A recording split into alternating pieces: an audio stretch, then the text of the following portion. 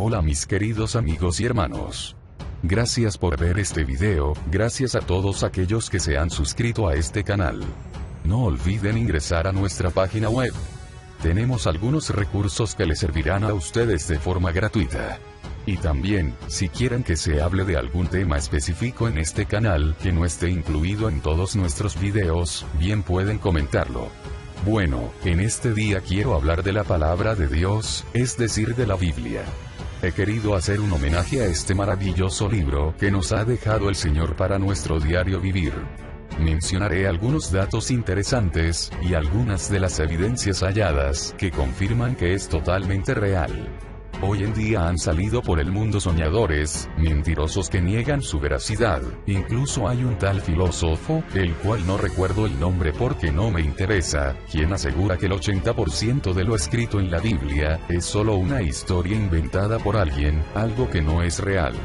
Pues bien, comencemos con estos pasajes.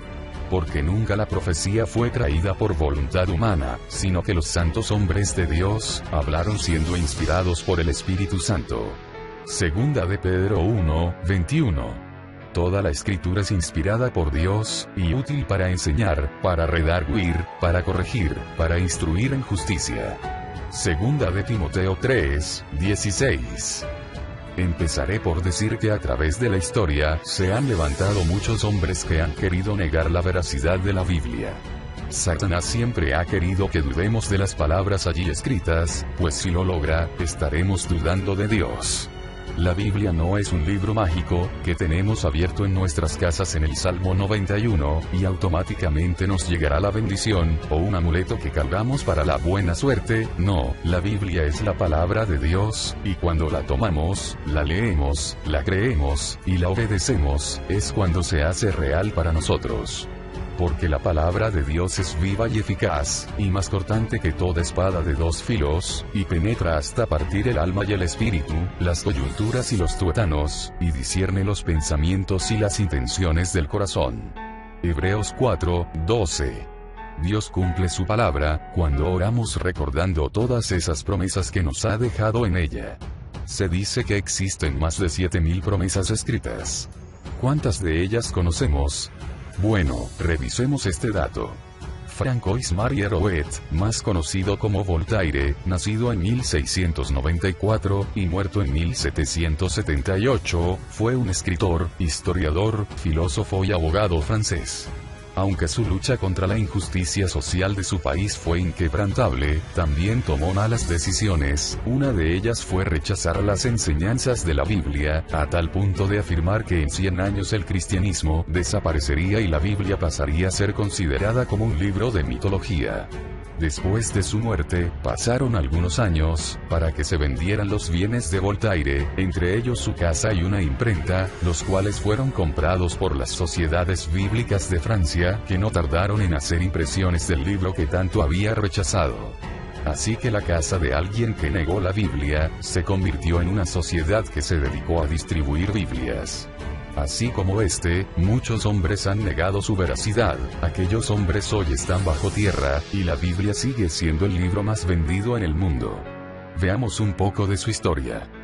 Sabemos que Moisés fue el autor del Pentateuco, el cual está conformado por Génesis, Éxodo, Levítico, Números, y Deuteronomio. Es lo que los judíos llaman la Torá. Para ellos estos son los libros de los orígenes de los cielos y la tierra, y la ley. Los judíos necesitaban copias de la Torá, entonces nacen los escribas. Son ellos los que transcribían los libros de la ley. Luego en el año 300 a.C. por órdenes de Alejandro Magno, el rey Ptolomeo de Egipto funda la Biblioteca de Alejandría, la más grande del mundo. Se creía que ellos contaban con todos los libros escritos, menos la Torá. Es entonces cuando Alejandro Magno quiere una copia de la Torá en griego. Israel manda 70 judíos para traducirla, y nace la Septuaginta, la primera versión traducida. Esta Biblia está subida a nuestra página web, para quienes quieran descargarla. No solo está la Torá, están todos los libros de la Biblia, obviamente está totalmente en griego. El formato de todos los archivos subidos es PDF. Ahora, la Torá está escrita en 3 idiomas: hebreo, arameo y griego. Es el libro más antiguo del mundo que aún sobrevive. Es el libro más impreso del mundo. En el año 250, después de Cristo, se llega a un acuerdo casi universal, del canon de la Biblia hebrea. Y en el año 397 en el Concilio de Cartago, se establecen los 27 libros del Nuevo Testamento. En el año 382 después de Cristo, Jerónimo Estridón traduce la Biblia, del griego, al latín, que era el idioma oficial de la Iglesia Católica. Esta Biblia también está en nuestra página, para que la puedan descargar. En el año 1229, en el Concilio de Valencia, la Iglesia Católica pone a la Biblia entre los libros prohibidos con el fin de protegerse. Nadie tenía acceso a ella, sin embargo la historia nos dice que Juan Wycliffe en el año 1382, traduce la Biblia al inglés. En 1522, el monje alemán, Martín Lutero traduce la Biblia del griego al alemán, fue allí cuando dejó de ser un libro prohibido. En el año 1535, sería traducida al idioma francés. En el año 1557, un monje llamado Casiodoro de Reina, quien acepta la reforma luterana, comienza a traducir la primera Biblia al español del idioma latín. Él es perseguido por la Santa Inquisición, y huye del monasterio con sus amigos, entre ellos, Cipriano de Valera. Casiodoro de Reina muere al terminar de traducir la Biblia al español, pero no la publica. Su amigo Cipriano de Valera inicia su revisión, y en el año 1569, se publica la primera Biblia en castellano conocida como la Biblia de Casiodoro de Reina, o Biblia del Oso. Esta Biblia igualmente está disponible para quienes quieran descargarla de nuestra página web. En 1560, Sociedades Bíblicas inicia la revisión de la Biblia del Oso. Y en el año 1602, se publica oficialmente la primera Biblia conocida como la Reina Valera. Bueno, estos son algunos datos sobre la Biblia. Ahora, como dije al principio, han salido muchos que niegan la veracidad de las historias narradas en la Biblia. Se dice que son solo historias literarias que alguien inventó, o que fueron traídas de la mitología griega, o de algún otro pueblo, y fueron adaptadas al canon bíblico. Pues bien, miremos algunos sucesos. Dijo, pues, Dios a Noé, he decidido el fin de todo ser, porque la tierra está llena de violencia a causa de ellos, y he aquí, que yo los destruiré con la tierra. Génesis 6:13. Mucho se ha hablado acerca del diluvio que Dios envió en tiempos de Noé. Se dice que no es más que una historia ficticia, o una adaptación de historias mitológicas. Se podría tomar como prueba de su veracidad las palabras de Jesús. Como en los días de Noé, así será la venida del Hijo del Hombre. Mateo 24:32. Pero como está en la Biblia, para aquellos que niegan estos hechos, las palabras de Jesús no tienen ninguna validez. Sin embargo, existen muchas culturas que sin conocer la Biblia, aceptan que existió un diluvio en la tierra. Entonces, veamos. El Dr. Walter Brown, director jubilado de uno de los principales laboratorios de investigación del Departamento de Defensa, asegura que ahora se puede explicar el resultado de una inundación cataclísmica. Asegura que las aguas erupcionaron de cámaras subterráneas, como un escape de energía que sobrepasaba una explosión de 10.000 millones de bombas de hidrógeno. Dice que esta explicación demuestra la rapidez con que se formaron las montañas más altas, también explica los depósitos de petróleo y el desplazamiento continental. El diluvio es el porqué de tantos precipicios, abismos y volcanes. También es la respuesta para tantos fósiles encontrados, y mamuts congelados, en la llamada Edad del Hielo.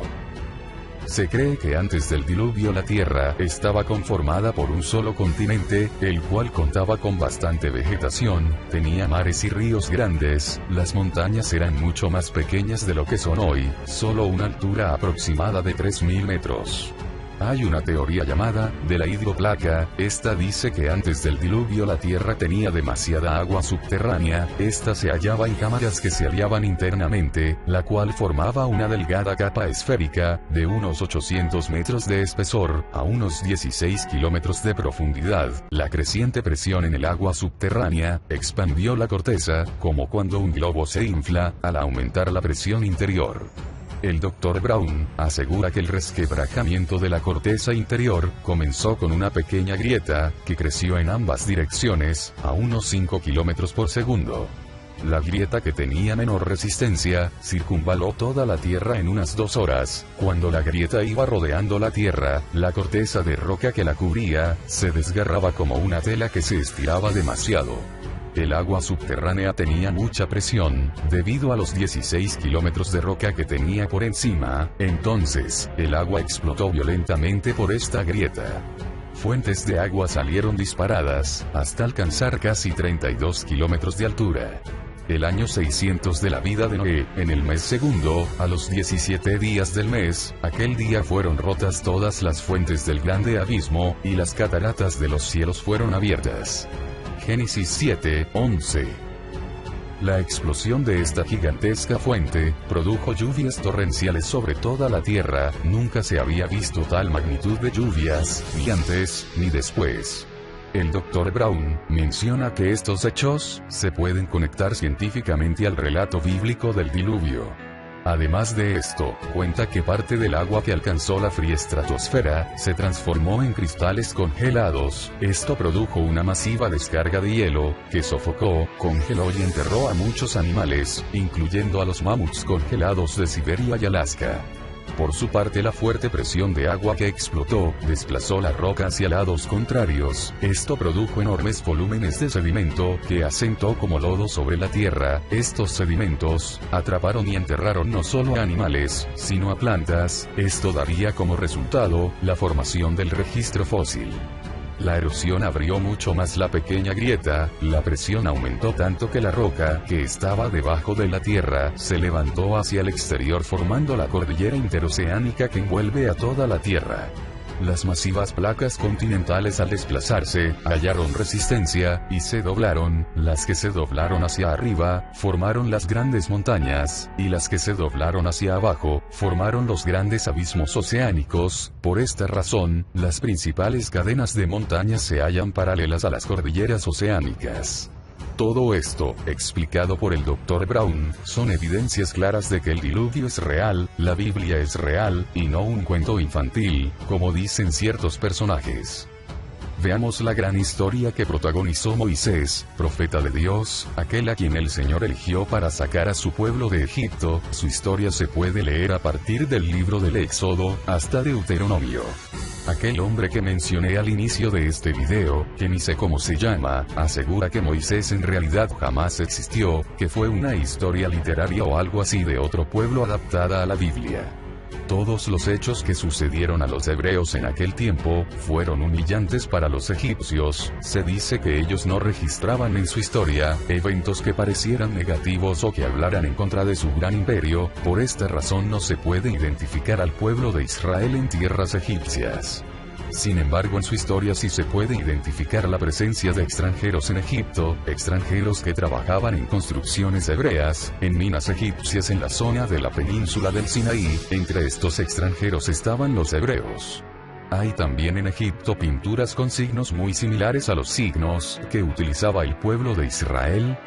Existe una pintura de nombre Beni Hasan, de una población egipcia. En ella se registra la llegada de unos 70 extranjeros.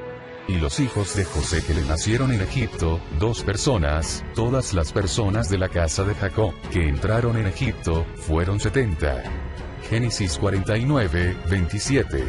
Eduardo Silva, licenciado en Historia, menciona que un historiador judío de nombre Flavio Josefo, en un relato, presenta la vida cotidiana de los egipcios, en donde hace una clara mención de Moisés. El licenciado Silva considera que esto es una evidencia fuerte de la existencia de este profeta. Aclara que Flavio Josefo es en cierto modo, el padre de la investigación histórica. El licenciado también habla de Filón de Alejandría, y Manetón. Dice que ellos hicieron mención de la época de Moisés, paralelamente a ciertos fenómenos. En todo caso, asegura firmemente que existe evidencia histórica de que Moisés fue real, y estuvo en Egipto, y no una historia literaria como se quiere hacer creer. El doctor en teología, Raúl Quiroga, menciona la existencia de unas cartas llamadas Cartas de Telamarna.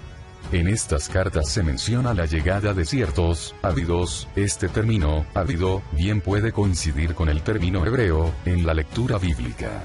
Dice que estas cartas son escritas por los reyes de Canaán, y expresan la preocupación por la invasión de estos ávidos. Ellos están solicitando ayuda al faraón egipcio, y comunicando de esta invasión. El Dr. Quiroga también menciona que estas cartas podrían ser del año 1400 a.C. Estos datos coinciden con la llegada del pueblo de Israel a la tierra prometida. Por otro lado, el Ph.D., doctor en arqueología, del cercano oriente, Efraín Velázquez, dice que los hechos de Moisés, se los puede atar al periodo del faraón Tutmosis I, y su hija, Hatshepsut, quien fue la esposa de Tutmosis II, y después de su muerte esposa de Tutmosis III. Dice que la línea de los faraones era matriarcal, es decir, se llevaba por la mujer. Cuenta que Tutmosis I tenía sus hijas, entre ellas Hatshepsut. Ella se casa con un medio hermano de su padre, con Tutmosis II. Este muere a temprana edad, y no logran tener hijos varones, solo una hija, quien supuestamente se casaría con uno de los hijos de Tutmosis II, el cual habría tenido con otra esposa, mientras que Tutmosis III espera llegar al trono. Sin embargo, ve que Hatshepsut no se lo permite, entonces ella se convertiría en una faraona como tal. Este relato asegura que encaja perfectamente con la vida de Moisés. Al estar en la corte del faraón, probablemente su madre esperando casar a Moisés con su hija, pero la muerte del egipcio a manos de Moisés frustra los planes de Hatshepsut para su hijo Moisés. Este relato es presentado por más de un faraón. Según el Dr. Quiroga, existen muchas evidencias de que la princesa Hatshepsut era la madre de Moisés, y faraones como Tutmosis III y Menofis II fueron conocidos por Moisés. Además de todo esto, el Dr. Velázquez asegura que existe una evidencia circunstancial de la 10ª plaga enviada por Dios sobre los egipcios, es decir, la muerte de los primogénitos, entre ellos, el hijo del faraón, Menofis II.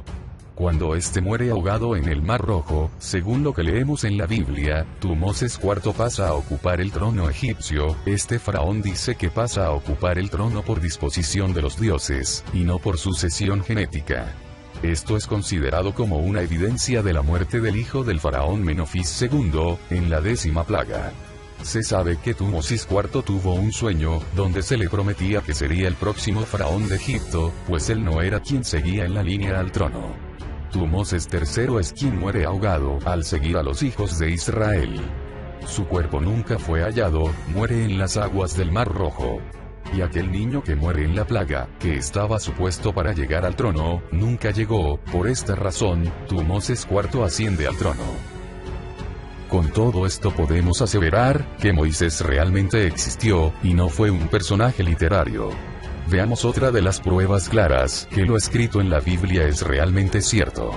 La NASA realizó una investigación para verificar la posición del Sol, la Luna y los planetas. Lo que se quería descubrir era su posición exacta los próximos 100 años, y también en 1000 años más.